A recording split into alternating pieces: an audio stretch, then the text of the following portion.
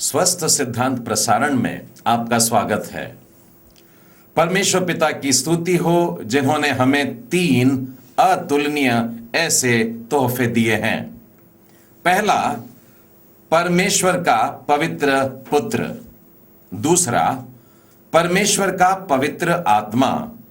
और तीसरा, परमेश्वर का पवित्र वचन। इन तीनों उपहारों से जो मनुष्यों ने परमेश्वर से पाया है, हम पहले 2 के बारे में अर्थात परमेश्वर पुत्र प्रभु यीशु के बारे में और परमेश्वर पवित्र आत्मा के विषय में बहुत सारी जानकारी रखते हैं।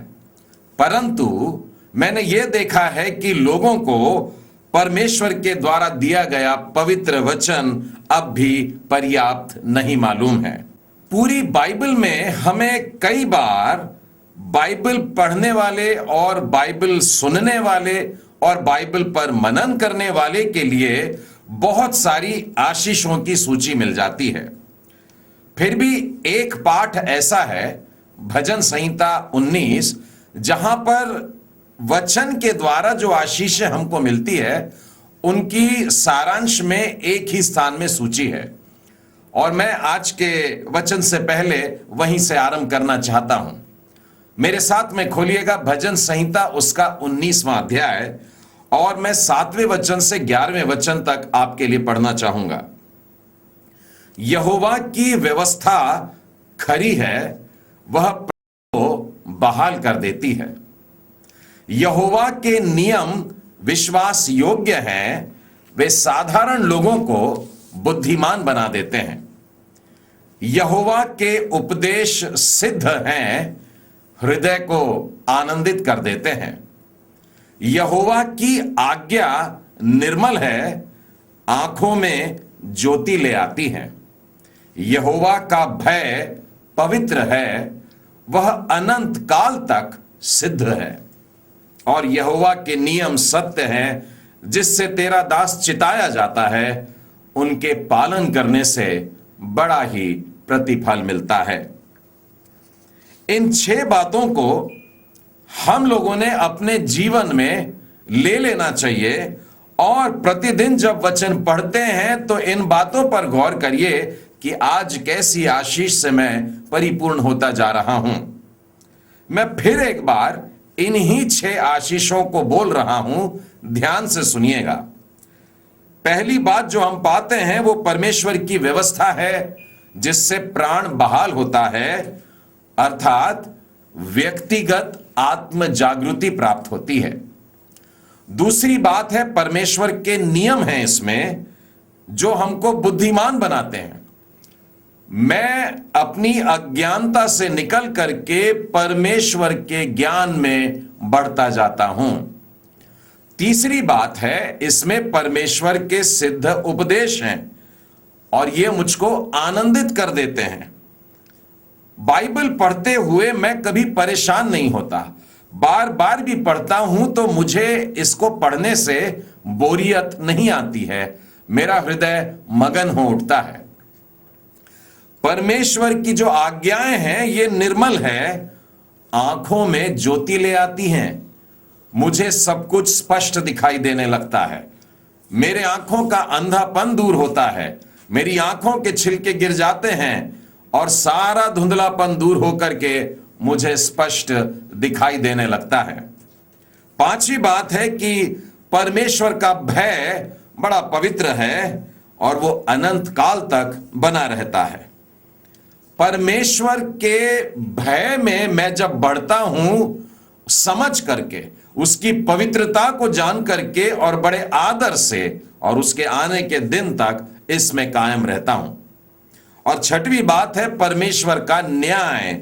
ये हमें चेतावनी दे रहा है, जिससे हम भटकने से बच जाते हैं।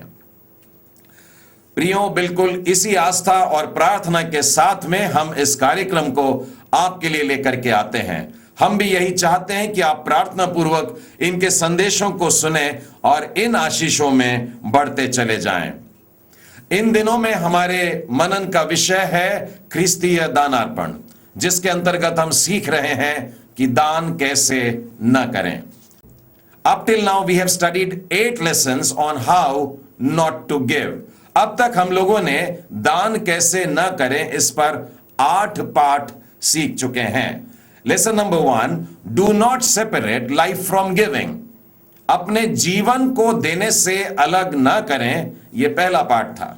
Lesson number 2 was do not earn by ungodly means. दूसरा पाठ, अधर्म के द्वारा कमाई न करें। Lesson number 3, do not cheat the government. तीसरा पाठ था कि सरकार को धोखा न दें। Lesson number 4 was do not make cheap offerings. चौथा पाठ था कि निकम्मा अर्पण न करें। Lesson number 5 was do not yield to pressure. पांचवा पाठ था कि दबाव में आकर के दान न करें। Lesson number 6 was do not support questionable ministers. छठवां पाठ था कि संदिग्ध सेवकों का समर्थन न करें। Lesson number 7 was do not give to influence preachers. सातवां पाठ था कि प्रचारकों को प्रभावित करने के लिए दान न करें। 8th lesson was do not neglect the poor. आठवां पाठ था कि गरीबों की उपेक्षा न करें। Today we are going to study the 9th lesson under how not to give. दान कैसे ना करें, इसके अंतर्गत आज हम लोग 9वां पाठ सीखने जा रहे हैं, and that is do not publicize your giving. पाठ क्रमांक 9, दान कैसे ना करें, अपने दान का प्रचार ना करें। फिर से एक बार दोहराता हूं, how not to give. Lesson number 9, do not publicize your giving. दान कैसे ना करें, 9वां पाठ, अपने दान का ढिंढोरा न पीटें। प्रभु यीशु ख्रिस्त ने दान के ऊपर जब पहली बार बताना शुरू किया, उपदेश दे रहे थे, शिक्षा की बातें कह रहे थे, तब ही उन्होंने इस बात को स्पष्ट कर दिया था। पहाड़ी उपदेश में आइएगा, मत्ती रचित सुसमाचार के 6वें अध्याय में हम बार बार उस ओर जाते हैं। यहां पर देखिए कितने स्पष्ट रीति से लिखा है। यीशु कह रहे हैं, इसलिए जब तू दान करे तो अपने आगे तुरही न बजवाना। जब तू दान करता है तो लोगों को पता नहीं लगना चाहिए कि तू दान कर रहा है, क्या कर रहा है, कितना कर रहा है। जैसे कपटी सभाओं में और गलियों में करते हैं ताकि लोग उनकी बड़ाई करें, हमें ऐसा नहीं करना है, प्रभु यीशु सिखा रहे हैं। प्रभु यीशु ने कहा, मैं तुमसे सच कहता हूं कि वे अपना प्रतिफल पा चुके। परंतु जब तू दान करे तो तेरा दाहिना हाथ क्या करता है, उसे तेरा बायां हाथ भी न जानने पाए। इन वचनों को गौर से देखिएगा। प्रभु यीशु हमसे वास्तव में 3 खास बात यहां पर कह रहे हैं। पहली तो बात स्पष्ट है कि हमें तुरही नहीं बजवाना है, ढिंढोरा नहीं भिजवाना है, हमें प्रचार नहीं करना है, लोगों को इकट्ठा नहीं करना है कि देखो मैं भी दान करने वाला हूं, इतना इतना दान दे रहा हूं, इस काम के लिए दे रहा हूं। बिल्कुल नहीं। अब यह ढिंढोरा कहां कहां नहीं पीटने का है। पहला कह रहा है सभाओं में मत करना। सभाओं से तात्पर्य है मंदिरों में, चर्च में, जहां पर प्रभु के विश्वासी जन इकट्ठा हो रहे हैं, ऐसी जगहों में तुरही न बजाना। दूसरा शब्द वो कहता है गलियों में, अर्थात बाहर, रास्तों में, बाजारों में, समाज में अपने दान का ढिंढोरा नहीं पीटना है। और उसके बाद तीसरी बात वो कहता है, जहां पर लिखा है तेरा बायां हाथ न जानने पाए दाएं हाथ क्या करता है, इसका यह मतलब है कि अपने आप में भी तू भूल मत जाना। दान करते समय इस बात का ध्यान रखें कि ना तो मंडली के लोगों को पता चले, ना तो बाजार में, गलियों में अन्य जातियों को, समाज को पता लगे, और ना ही अपने आप में तू घमंड से भूल जाना कि मैंने कुछ किया है। बड़ा विचित्र और लगता है और दुख भी होता है मुझे इस बात को, जब मैं परमेश्वर के मंदिर पे बैठ करके देखता हूं कि कुर्सियों पर लोगों के नाम लिखे हैं, वहां जो टेबल है, बेंच है, जो भी सामान दिखता है, वहां के माइक पर भी लोगों के नाम लिखे होते हैं, बाजों पर लोगों के नाम लिखे होते हैं। प्रियो, मैं ये बात स्पष्ट कर देना चाहता हूं कि दानकर्ता का नाम लिखा जाना एक घिनौना पाप है। मैंने तो यह भी देखा है कि लोगों ने पंखों के साथ साथ ट्यूबलाइट पर भी अपने नाम लिख दिए हैं। अब रोशनी कम आती है, लोगों के नाम ज्यादा चमकते हैं। परमेश्वर के मंदिर में, उसके आराधनालय में उसका नाम ऊंचा होना चाहिए, तो लोग अपनी बड़ाई करते हैं, जिसके लिए प्रभु यीशु ने स्पष्ट कह दिया, ऐसा कतई ना करना। यदि आप बाइबल में देखते हैं, पुराने नियम में चलिए, मिलाप वाला तंबू जो था उसके लिए सारी प्रजा ने दान की थी और बहुत सारे अलग अलग लोगों ने मेहनत की थी और उनको खड़ा किया। पढ़ने में कहीं नहीं आता कि फाटक के लकड़े के पटियाओं पर किसी का नाम गुदा था, कि पीतल के साथ सामान पर किसी का नाम लिखा है, कि वहां जो कपड़े और पर्दे बने थे उसकी एम्ब्रॉयडरी में किसी ने अपना नाम डाल दिया, या फिर जो सोने के पात्र थे उसमें किसी ने अपना नाम डाल करके डाल दिया हो। जब पुराने नियम में हम देखते हैं कि लोगों ने इस बात का कड़ाई से पालन किया कि किसी भी दानकर्ता का नाम वहां लिखा नहीं गया, तो फिर हम जो नए नियम में जी रहे हैं, इस बात का, वरन इस नियम का उल्लंघन कैसे कर सकते हैं? मेरी समझ में तो जो अगुए हैं, जो प्रचारक गण हैं, वे इस बात के जिम्मेदार हैं कि मंडली के लोग और प्रजा के लोग जो हैं, वे पवित्र शास्त्र के आधार पर दान नहीं कर रहे हैं। बड़ी इमारत का जब निर्माण होता है, मंदिर के निर्माण के लिए, मैंने अक्सर प्रचारकों को देखा है कि वे लोगों के सामने ऐसा ऐलान करते हैं कि आप फलाना फलाना पैसा देंगे तो हम आपका नाम दीवार में ऊंचे पर लिखेंगे, फाटकों पर नाम लिख देंगे, दीवारों पर नाम लिख देंगे, छत पर लिख देंगे, सारे जगह में नाम नाम और नाम नजर कर देंगे। मेरे मित्रों, मैं आपसे पूछता हूं कि क्या यह बात बाइबल आधारित है? बिल्कुल भी नहीं। एक छोटा सा उदाहरण देकर के मैं यह बात स्पष्ट करूंगा। आपकी मंडली में एक बहुत धनवान व्यक्ति है जिसने इस निर्माण कार्य के लिए तुरंत 1 लाख दे दिया और आप अब इसका नाम छापने वाले हैं। लेकिन मैं यह कहता हूं कि इस धनवान व्यक्ति के लिए 1 लाख कुछ भी नहीं है। लेकिन आप ही के साथ में मंडली में एक आदमी और है जिसके पास आज की सारी संपत्ति मिला करके मात्र 10 रुपये हैं, और वो 10 रुपये में से अपनी आधी संपत्ति 5 रुपए का डोनेशन आपके इस निर्माण कार्य के लिए देता है। अब मेरे प्रश्न का जवाब दीजिए, क्या इस गरीब आदमी के 5 रुपए के कारण आप उसका नाम ऊपर लिखेंगे? उसका नाम कहीं नजर नहीं आएगा। लेकिन मैं एक बात स्पष्ट कर देता हूं कि परमेश्वर के नजर में उस धनवान व्यक्ति के नाम को देखा नहीं गया, परंतु यह व्यक्ति है जिसने वास्तव में एक बड़ा दान किया है। मनुष्य और परमेश्वर के सोच विचार में बड़ा अंतर है, लेकिन बहुत जरूरी है कि दान करते समय हम बाइबल के नियमों का सीधी तरीके से पालन करें। प्रियो, यदि अगुए और प्रचारक लोग आपसे आग्रह करते हैं कि आप दान करें और बदले में वे आपसे कहते हैं कि आपका नाम हम पत्थर में गोद देंगे, तो मैं आपको खबरदार करता हूं, ऐसे स्थान पर अपने दान कतई मत देना। ये लोग धर्म को व्यवसाय बना रहे हैं, वरन मैं ये कहना चाहूंगा कि ये लोग आपको बाइबल की आज्ञाओं के विरुद्ध जाने के लिए फुसला रहे हैं। आप अपने दान के लिए कभी भी अपने नाम को ऊंचा उठाने के लिए जब सोचो, तो यीशु के इस बात को याद रखना जिसने कहा कि दान करते समय तुरही मत बजाना। साथ ही एक और बात भी कहना चाहता हूं, अपने मन के किसी कोने में भी ऐसी इच्छा को पनपने मत देना कि लोग जाने कि मैंने क्या किया है या क्या दिया है।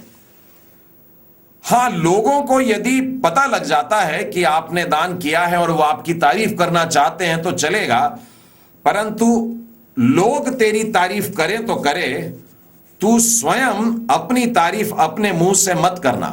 बाइबल में से मैं एक बड़ा प्यारा उदाहरण आपको सुनाना चाहता हूं। एक उत्कृष्ट उदाहरण बताता हूं और एक भयानक उदाहरण बताऊंगा दान के ऊपर से।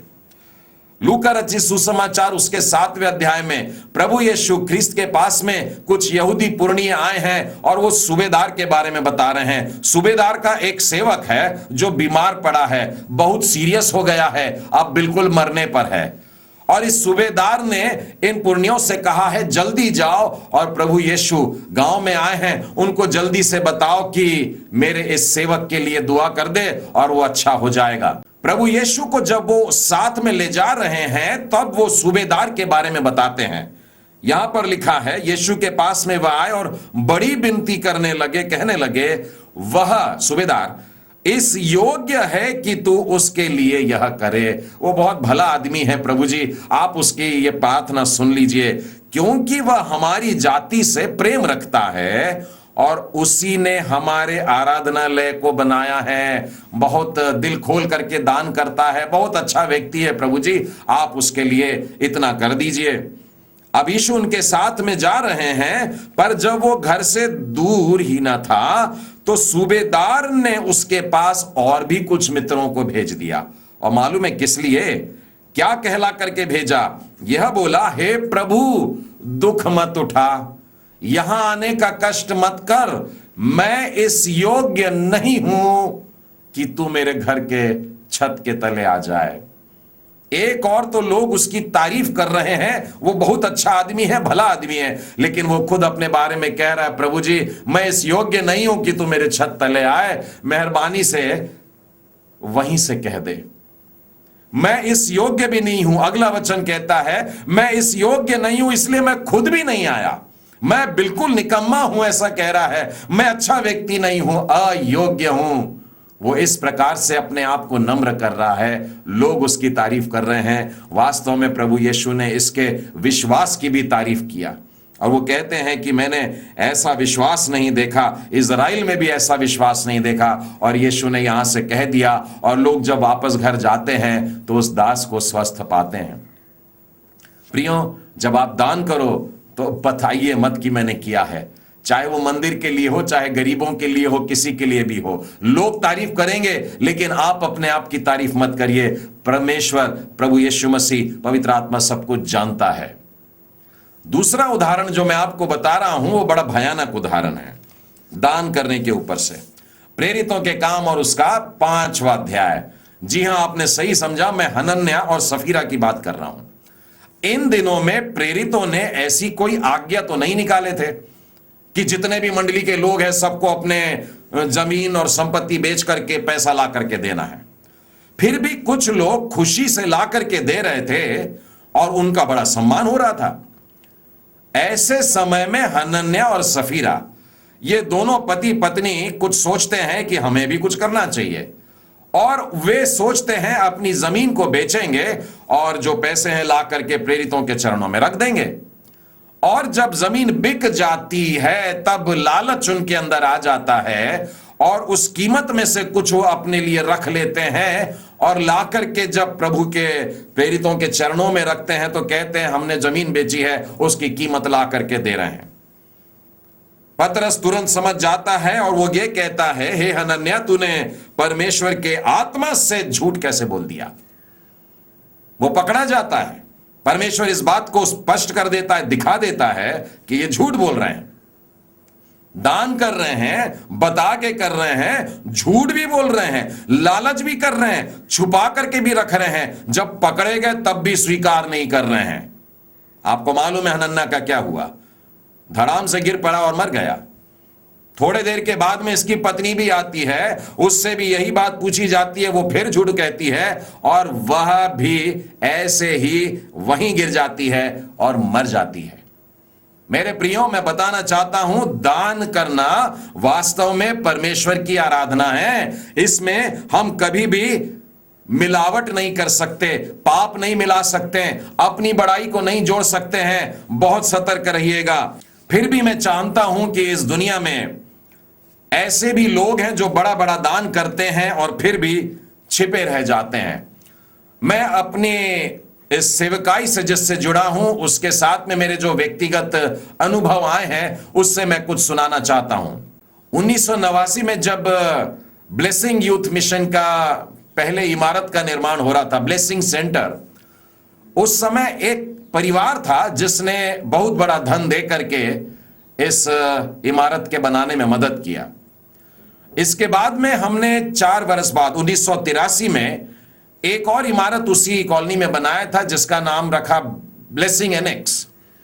और फिर से एक बार इसी परिवार ने और लोगों के साथ में मिलकर बहुत बड़ा दान इस निर्माण के लिए दिया।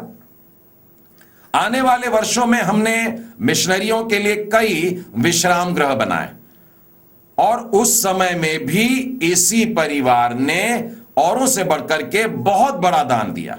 और जब हमारी इच्छा हुई कि इन इमारतों में हम इनके नाम को या इनके तस्वीर को रखें, इस परिवार ने साफ मना कर दिया कि नहीं, हम नहीं चाहते हैं कि हमारा नाम या हमारी तस्वीर यहां पर रहे। ब्लेसिंग यूथ मिशन की जितनी भी इमारतें हैं, यदि आप कभी आएंगे तो आप देख करके हैरान होंगे, एक पर भी आप नहीं पाएंगे कि इसके लिए किसने दान किया और तो और इस इमारत का उद्घाटन किसने किया है। उसी तरह से एक बार और एक ऐसी घटना घटी है जब वेल्लोर में 1996 में एक शख्स आए थे और उन्होंने अपने साथ में एक टाटा मोबाइल वैन लेकर के आए थे, एक 4 पहिया वाहन। उस समय उसकी कीमत करीब 3 लाख थी और वो वाहन ला करके हमारे सुपुर्द दे करके चले गए। हमने चाहा कि उनके साथ में, वाहन के साथ में तस्वीर खिंचाए, तो उन्होंने उस बात से साफ इनकार कर दिया। मेरे मन में यह प्रश्न उठता है कि कैसे करके लोग बड़े बड़े दान करने के बाद भी इतने नम्र रह जाते हैं और खुश रह जाते हैं। मैं समझता हूं कि इब्रानियों की पत्री के इस 6वें अध्याय के 10वें वचन के वाचा को इन पर लागू किया जा सकता है, क्योंकि परमेश्वर अन्याय नहीं है कि तुम्हारे काम और उस प्रेम को भूल जाए जो तुमने उसके नाम के लिए इस रीति से दिखाया कि पवित्र लोगों की सेवा की और कर भी रहे हो। परमेश्वर हमारी सेवाओं को देखता है। परमेश्वर के सामने हमारा सब कुछ रखा है और कुछ भी छिपा नहीं है। परमेश्वर हमारे दानों को जानता है, चाहे वो हमने गुप्त दिया हो। क्या ये पर्याप्त नहीं है? ये स्वाभाविक है कि हम अब चाहते हैं कि हमारे बड़े बड़े दानों को जब हम देते हैं तो किसी खास व्यक्ति के हाथ में दें, लेकिन पौलुस प्रेरित इस बात से बिल्कुल भी असहमत थे। पहला कुरिन्थियों 16वें अध्याय के पहले और दूसरे वचन में अगर आप गौर से देखेंगे तो आप पाएंगे पौलुस कहते थे कि मेरे आने से पहले जितना चंदा इकट्ठा करना है कर लेना, मेरे आने के बाद में तुम ना करना। जो भी कुछ देना चाहते हो उसे पहले से जमा कर लेना। प्रियो, क्या कभी आपने सोचा है कि मनुष्य क्यों इतना स्वयं प्रसिद्धि की इच्छा करता है? वो क्यों चाहता है कि लोग मुझको जाने, मुझको पहचाने? वो इसीलिए होता है क्योंकि लोग समझते हैं मैंने अपना कुछ दिया, मैंने अपनी जेब से कुछ दिया, मेरी संपत्ति में से कुछ दिया, और ऐसा कर करके वास्तव में गलत सोचते हैं। आज यहीं पर सुधार की आवश्यकता है। हम जो प्रभु के कार्य के लिए दान करते हैं, हम जो गरीबों को दान करते हैं, वो वास्तव में हमारा नहीं होता है, वो तो परमेश्वर का दिया होता है। बाइबल में से एक उदाहरण बताता हूं। आइए मेरे साथ खोलिए पहला इतिहास उसका 29वां अध्याय। यहां पर हम देखते हैं दाऊद मंदिर बनाने के लिए लोगों से आग्रह किया और लोगों ने बहुत सारा, किसी ने बहुमूल्य पत्थर लेकर आए हैं, किसी ने सोना और चांदी लेकर के आए हैं। मंदिर निर्माण के लिए जितना भी कुछ लगता है लोगों ने ला करके इकट्ठा किया। दाऊद राजा के अपने खजाने से भी कुछ निकला है और अब 13वें वचन में वो परमेश्वर की स्तुति और परमेश्वर का धन्यवाद कर रहा है। हम तेरा धन्यवाद करते हैं और तेरी महिमा युक्त नाम की स्तुति करते हैं। और 14वें वचन में देखिए वो क्या कहता है, मैं क्या हूं और मेरी प्रजा के लोग क्या हैं। हम तो इस रीति से अपनी इच्छा से तुझे भेंट देने की शक्ति पाए हैं। तुझ ही से तो सब कुछ मिलता है, परमेश्वर ही से सब कुछ मिलता है और हमने तेरे हाथ से पा करके तुझे दिया है।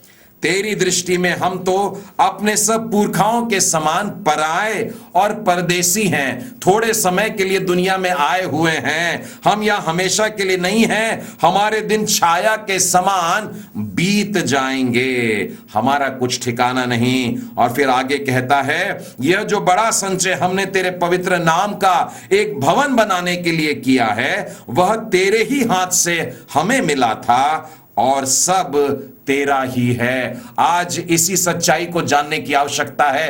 दान करने से पहले अपने मन में बोल लेना इस बात को कि मैं अपना नहीं दे रहा प्रभु जी, तूने मुझे जो दिया था मैं आज उसी में से तेरे पास कुछ लेकर के आता हूं। आज हमें आवश्यकता है वापस फिर एक बार बाइबल को चले आए। हमें जरूरत है प्रियो, let us come back to the Bible. फिर एक बार बाइबल की शिक्षाओं में चले आने की जरूरत है। हमारे पास में संसार की उपलब्धियां जो है ये हम उसके मालिक नहीं हैं। परमेश्वर ने केवल कुछ समय के लिए इस्तेमाल करने को दिया है। हम बहुत कम समय के लिए आए हैं। बुलबुले की मानिंद हमारी जिंदगी है।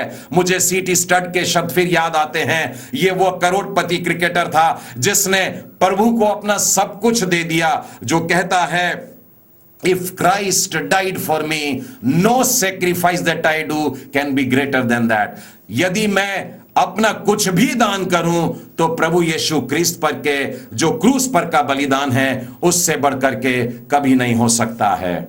हाउ नॉट टू गिव, दान कैसे न करें। Do not publicize your giving, अपने दान का ढिंढोरा न पीटें। परमेश्वर पिता आप सबों को आशीष दे।